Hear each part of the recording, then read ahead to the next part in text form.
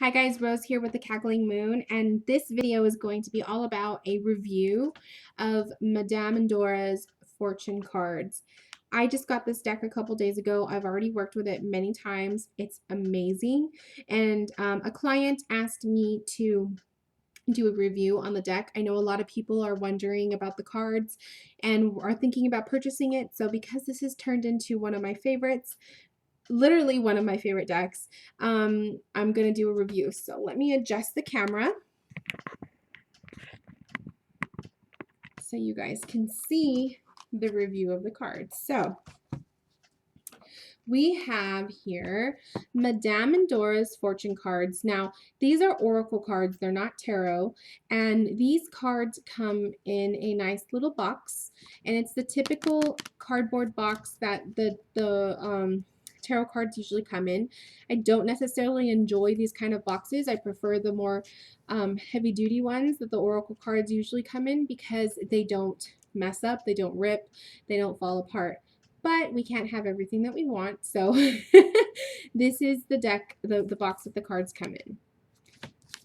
And as you can tell right off the bat, the size of the cards are rather large. They, you know, according to the hands, it's a rather large deck. I should do a comparison. I will to the tarot. Okay, so the deck themselves come with a little white guidebook. I have not even opened it. I don't even know what's in it. I'm sure that there's amazing stuff, but I typically do not read guidebooks. So these things, I don't really use them. There's a spread in the back, so that's kind of cool. Maybe I'll check that out. But for the most part, these can be, you know, I can light them on fire. I don't really use them. And then you have the two cards here. It just says, you know, the little, like the cover here, and a Gothic tarot, which I actually own. So this person also created this person. Let me give him his, by artwork is by Christine Philippak, and the cards are by, where's your name? Where's your name? Oh, there's no name on here. That's interesting. But I have the Gothic Tarot. Oh, I don't have the Gothic Tarot, the box. Okay, I apologize. I'll put it in the description box. That's so crazy. Okay, anyways. Enough about that. So here's the cards. This is the back. As you can see. How come it's not focusing? It's so annoying. There you go.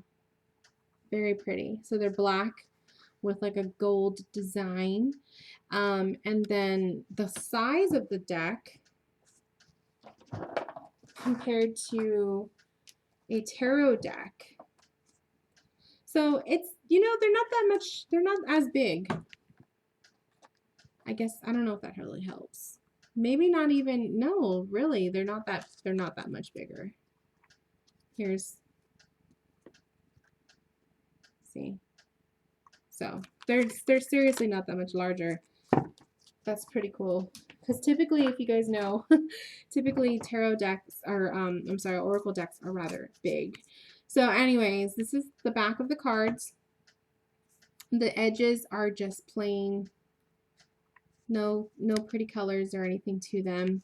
And then the deck itself has a border, and you'll have the name of the card at the top, and then the image in the middle, and then you'll have the message at the bottom.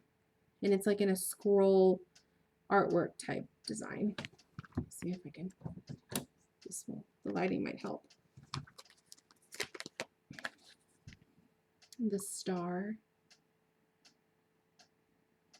A long journey brings wisdom. So as you can tell, the artwork on the cards are really, really pretty. Like really. They're Egyptian,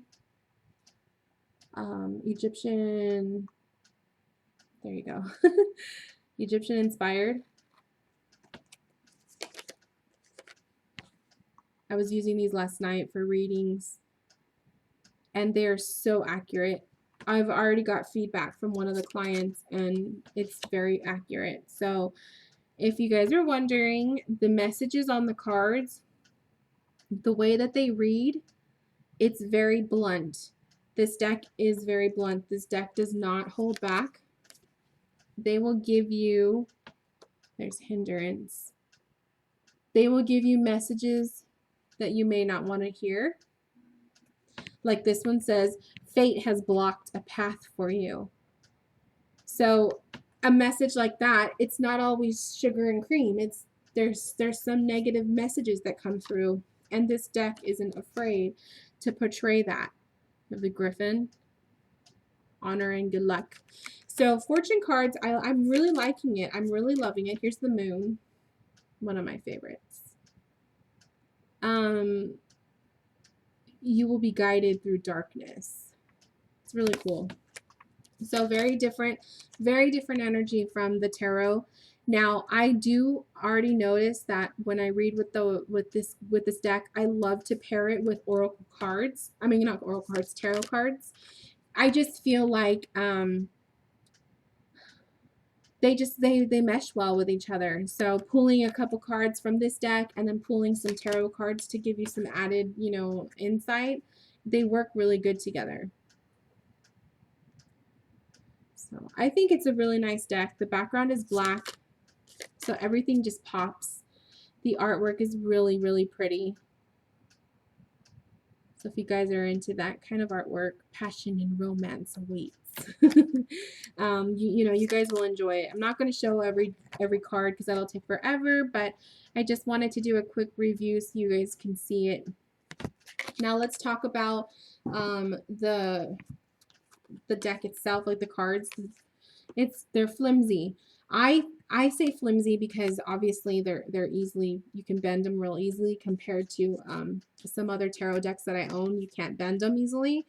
I kind of like this. I actually prefer a flimsier deck because it makes it easier to shuffle, which I'll show you right now. Shuffling the cards, when I got the Halloween tarot, that's actually a good example. The Halloween tarot was very sturdy, and it was really hard. Like, it was really hard to bend the cards. So, like, see these, you can bend them so easily. And so shuffling these guys is really easy because they bend. And I prefer this. This is the same cardstock that the Gothic Tarot is. So if you guys have the Gothic Tarot, it's the same thing. But it bends easily. It shuffles really easily. I prefer it. Oh, look at this one. Look at the siren.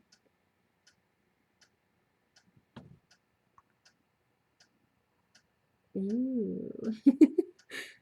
A temptation may lead you astray. I love it. So, yeah, shuffling the cards is really cool. You can shuffle them the way I was just showing you, or you can do them sideways, like that. That may take a little bit more practice, but you can definitely do it, and you can shuffle them this way. However they fit in your hand best. But that's one thing I wanted to point out was the fact that you can shuffle the cards super easy because they bend. They bend. If you are not afraid of bending the deck, then, you know, cool. The hourglass. Time is of the essence. Love it. So yeah, I just wanted to show you guys the cards so you can get an idea. Those of you guys who have been wanting to purchase it, I wish I hadn't waited so long to get this deck because it's so pretty.